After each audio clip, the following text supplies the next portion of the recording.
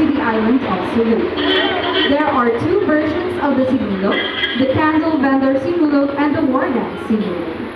The candle vendor Sinulog has roots in the pre-colonial Cebu ritual of the Babaylan, and the war dance Sinulog, the Pinampilan, has roots in the martial arts dances in Sulu.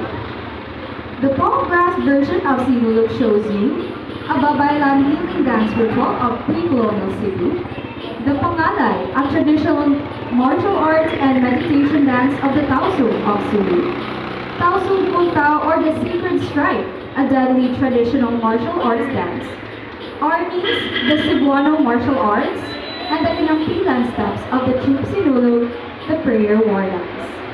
In this version of the Sinulog dance, the dancers do not carry the Santo Niño in their arms as traditionally the Cebuanos worship the Santo Niño that is venerated in altars or in a carro during processions. The dance choreographer is a member of National Commission for Culture and Arts Dance Committee, Mr. Bobby Bargamento Jr.